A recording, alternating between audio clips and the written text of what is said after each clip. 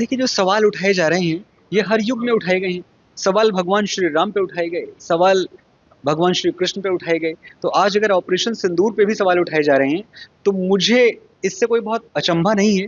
लेकिन मैं ये समझता हूँ कि पहली बार हमने ये देखा कि एक तिरंगे झंडे के तले पूरा देश आके खड़ा हो गया और हमारी जो आर्म्ड फोर्सेस थी, हमारी जो सेनाएं थी, उन्होंने इतना मुंहतोड़ जवाब दिया एक आतंकी कार्रवाई का। हम इसको सेलिब्रेट कब करेंगे? हम सवाल ही उठाते रहेंगे या हम कभी सेलिब्रेट भी करेंगे? आप अपनी सेनाओं का मनोबल ऊंचा करने के लिए क्या कर रहे हैं? आप जिस तरह के सवाल उठाते हैं, एक तो उनकी कोई बुनियाद नहीं है। मेरे ख्याल से अब एक ऐसा समय है जब हमको भारत के शौर्य को, भारत की सेना को पूरी तरह से एक उत्सव की तरह मनाना चाहिए। हमारा वो बुज़दिल पड़ोसी जिसने धर्म पूछ के हमारे भाइयों को मार दिया था, जो जवाब उसको देना था वो हमने दिया है। और एक बात मैं आपको और बता दूं, इस गलतफहमी में कोई न रहे कि सीज फायर का मतलब ये है कि ऑपरेशन सिंदूर खत्म हो चुका है। ऑपरेशन सिंदूर सिर्फ हॉल्ट हुआ है।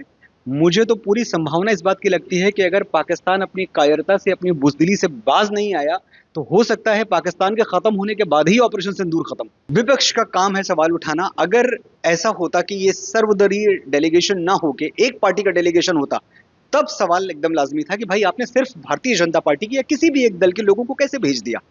देश में और भी आवाजें हैं, और भी इंटेलेक्चुअल्स हैं। तो मुझे हंसी इस बात पे आ रही है कि जब सबको भेजा गया, जब सब पार्टियों से राय मशवरा करके और हमने कुछ डेलीगेट्स चुने जो जाके हमारा पक्ष इंटरनेशनल फोरम पे रखेंगे, तो इसमें शिकायत मैं ढूंढ नहीं पा रहा हूं। मैं भी समझना चाहता हूं कि शिकायत हो मुझे, पर मुझे हो नहीं रही है शिकायत। किसी को क्यों शिकायत है? हमारे प्रधानमंत्री जी ने इसका खंडन स्पष्ट शब्दों में कर दिया है और मुझे लगता है उसके बाद किसी शंका की, किसी संदेह की कोई गुंजाइश नहीं बचती है। जो सीज फायर हुआ है, ये पाकिस्तान की सेना और भारत की सेना के बीच की बात है। इसमें ट्रंप या किसी भी तीसरी ताकत का कोई रोल, कोई भूमिका मैं नहीं देखता। स्पेशली शिमला समझौते के बाद तो ये तय हुआ था कि कोई तीसरी शक्ति इसमें इन्वॉल्व होगी ही नहीं। तो भारत तो अपने हर समझौते के साथ, अपने हर शब्द के साथ अडिग खड़ा रहा है। तो मैं ये मानने से पूरी तरह इनकार करता हूं कि भारत ने ट्रंप को या किसी के लिए भी वो विंडो खोली होगी कि आप आए हमारे बीच में सुलह कराएं। हम तो हमेशा से इस बात के खिलाफ थे कि जो कश्मीर है वो मुद्दा भारत का आंतरिक मुद्दा है, इसको हम इंटरनेशनल मुद्दा मानते ही नहीं है।